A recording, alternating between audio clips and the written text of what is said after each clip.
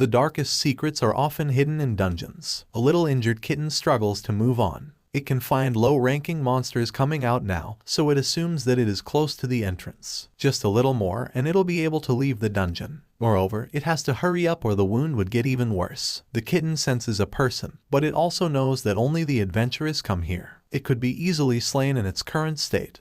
But anyway, it would be better than being eaten by monsters. A huge shadow falls upon the kitten. Let's find out what happens next. This is the story of the strongest fluffy kitten in the beautiful elf girl's ice sky adventure. Reincarnated from a knight into the strongest S-rank monster, but with an appearance of a cute kitten. The knight seems to be weak because of his body, but he is brave enough to protect himself and his beloved ones. Back in the maze city, this city is encircled by a tall, sturdy-looking outer wall. Canals stretch all around this town, and the gondola navigates calmly above the waters. Because of the gondola, it has become a famous tourist attraction. But gondolas or sightseeing isn't the main reason that makes people visit the city, as the city is heralded by its name. The maze, the city's massive walls surround the maze-like dungeon found at its center. The huge wall was built in the event that the monsters hiding in the dungeon invaded the town. People are always worried to come to this city, as a wall meant to trap monsters would entrap the citizens too. But yet the city flourishes. The various kinds of monsters, ores, and herbs that can only be found in the dungeon serve as resources for all kinds of products, and the adventurers as well as the merchants seek their fortunes flick from all over the realm. In one of that city's corners, in a room of a certain inn, one monster wakes up. The kitten wonders what happened and that he should have died in the dungeon, but then he wonders why he is here. The kitten hears a girl telling him that she's glad that he woke up, and he takes a brief look at her. She is so pretty that the kitten thinks that she's an angel. The girl tells him that she was almost scared and explains that she went into the dungeon on a quest and found him there, collapsed and wounded. She asks the kitten if it got lost and places the little kitten in between her breasts, and he wonders if this is heaven. The girl hugs the kitten, and it enjoys being with her, and she praises the kitten, saying that he's a good boy. The kitten seems embarrassed, and his thoughts ponder on her breasts, as they're huge. He keeps wondering if those are apples, but concludes that her breasts are as big as melons. The girl thinks that he is a cat, but even though he looks like this, it doesn't mean that he's a monster now. The kitten guesses that he's definitely a human from the inside.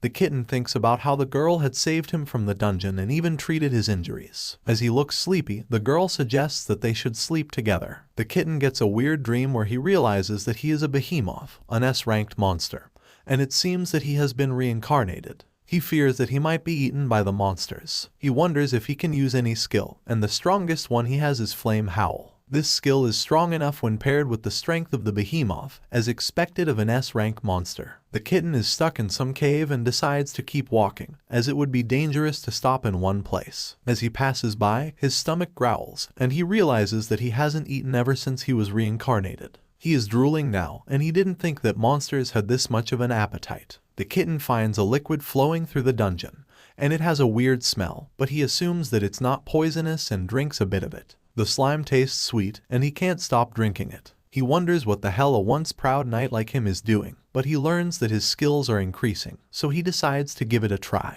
The kitten agrees on taking the rest of the slime as a snack, but this comes as a surprise as the Behemoth's abilities increase. The kitten feels depressed as he reflects on how blessed a human life really is, as now he's stuck in a monster's body. He has to get stronger, as fighting with low-rank monsters like goblins would be fine for now.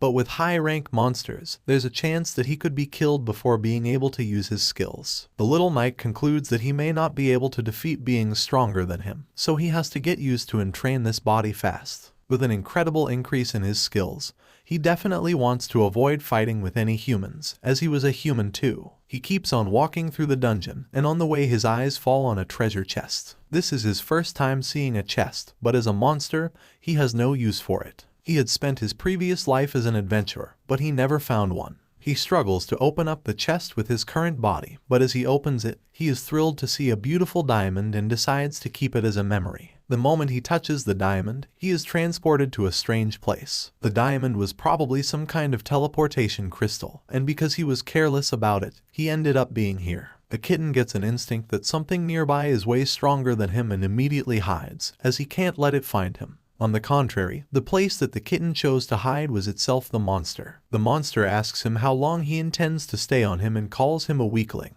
As the monster gets up, the kitten falls off and looks up at the monster, wondering what kind it is. He soon acknowledges that it's none other than the Earth Dragon. The monster is ready to grant him death. If so, he won't be able to evade it. The Earth Dragon finally attacks the kitten, leaving it in agonizing pain. The monster tells the kitten that he deserves some praise for having survived a direct hit from his claw. The vicious Earth Dragon attacks him again, and this time he uses an elemental tailsword and is able to fend the monster off using an invisible blade. The little kitten was severely wounded and decided to use his skills to flee from the ceiling. He immediately uses his flight skill and breaks free, leaving the Earth Dragon yelling at him to come back. The kitten falls asleep again. The girl wakes up in the morning and wishes her little cat good morning. The kitten seems to be more than grateful to the girl for saving him. He hugs her tightly and she cutely calls him a baby. She then apologizes, saying that she has to get out of bed. The girl removes her nightgown, and beneath it is a pair of sexy black lingerie. The kitten keeps staring at her, and he admires her because she's quite pretty. The moment she pendiculates, her hourglass figure stands out, and she heads over to get change. He is astonished to witness the sight. The kitten knows that this girl is an adventurer and wonders how she moves around equipped with those huge melons. Once she's ready, the girl bids goodbye to her kitty and tells him that Chan has to go out, but she'll leave the window open so he can come and go as he pleases. She also got some milk for her kitty and tells him to get better soon.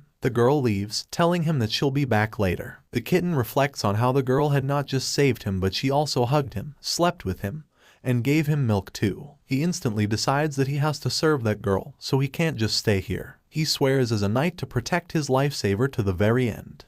The kitten is determined to protect the girl and chases his master across town. Amid the crowd, he finally finds her. He admits that it's easy to find her in the crowd. As she passes by, people comment about how cute she is, and of course they stare at her boobs. One boy keeps staring at her breasts and comments that they're out of this world. The kitten gets mad at those damn lowlifes as they look at his master with those filthy eyes. If this was the dungeon, he would have shut them up. The girl says good morning to Gondolier-san, who waves back and addresses her as Aria-chan. The kitten also notices her tag with a D rank. He is glad to know his master's name and loves it already. If one has an adventure tag, they can ride the gondola, and Aria-chan has a D rank, then she's a novice. She requests the guys to take her to the dungeon district as she's going on another quest today, and they agree. The guys offer her help to get in the boat, but she refuses, saying that she can get on by herself. As soon as she bends a bit to climb on, the guy is thrilled to get a view of her huge breasts. They settle in and head out. Aria-chan reaches the dungeon, and the kitten follows her. As she heads in, 3 goblins attack her, and she fights back with her knives. The fight ends soon with Aria-chan's finishing blow. The kitten analyzes his master's fighting techniques, and he's quite surprised by her speed.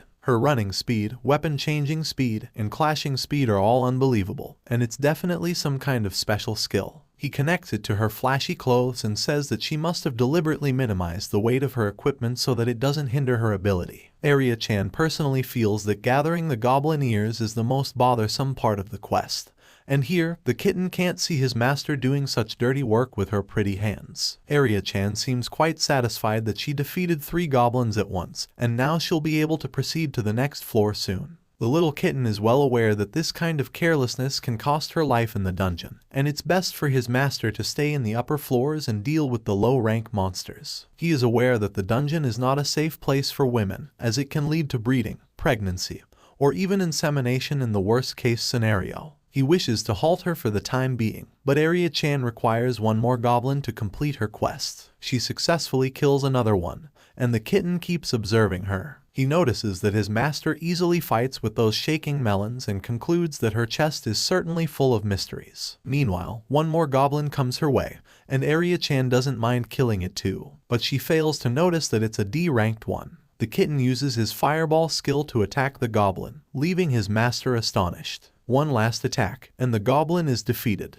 Aria-chan recognizes that it's her kitty, but she is still in a state of shock as she had already seen her little kitty using magic. The kitten feels bad that his secret was out so soon, as he had wished to serve his master a little longer than this. Aria-chan places her cat back in between her breasts, and they leave the dungeon. The kitten was now confused, as he was so sure that she knew his real identity. He makes an attempt to run as he is an S-rank monster, but instead his master hugs him, and the master thanks him for saving her life. The guy rowing the boat seems to be jealous and wishes to trade places with the cat. They arrive back in the maze city, and they get into a nasty restaurant. People there recognize Aria-chan in an instant and comment that she's cute and her boobs jiggle when she walks. The kitten is eager to protect his master from those perverts. Kazman-sama compliments Aria-chan and asks her to join his party. His eyes are on her breasts, which makes the kitten furious again.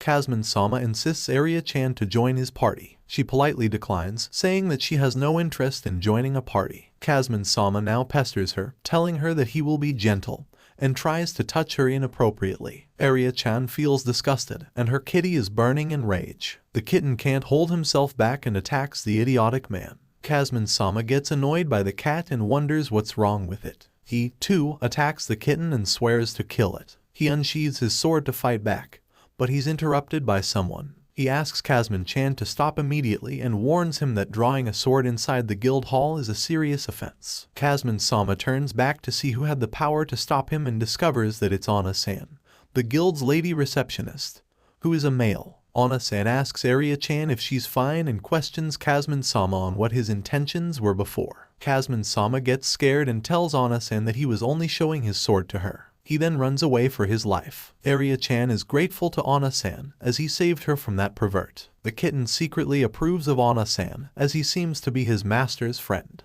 Ana-san takes a brief glance at the cat and tells Aria-chan that the kitten looked like a knight while it fought with Kazman-sama. Aria-chan tells him how the kitten saved her with its magical skills. Ana-san closely examines the kitten because he finds it intriguing that a cat uses magic and has orange tabby hair. He then informs Aria-chan that this is an elemental cat. Even Aria-chan had almost the same thoughts, but the kitten seems to disagree with both of them. An elemental cat is not a monster but an animal that can understand human languages and manipulate elemental magic. The people around them are curious and begin discussing the kitten. Aria-chan decides that the kitten will be called Tama, and starting from today she'll raise Tama as her official pet. The kitten is pleased because he will now be able to accompany his master without hesitation. Ana-san warns Aria-chan that elemental cats can grow up to 2 meters and that they also crossbreed, so he might attack her in the mating season. Aria-chan tells him that it's fine and hugs the kitten. Aria-chan tells Tama to grow quickly, as someday he'll be her first mate.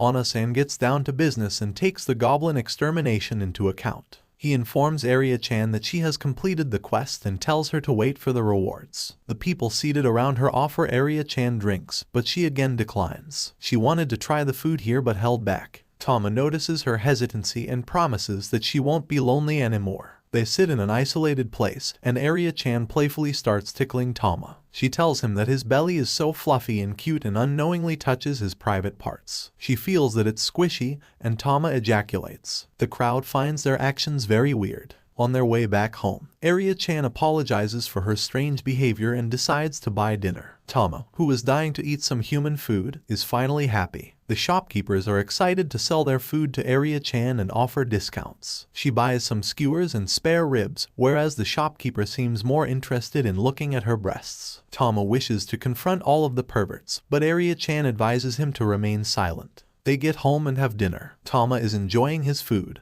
and Aria-chan serves him more food. She declares that today has been a great day and decides to close it off with a drink. Aria-chan soon gets drunk, and now she wants to have a bath. She asks Tama to come along with her for a bath. Tama is in 2 minds about whether he should join her or not, but since he has to remain close to his master, he agrees to have a bath with her.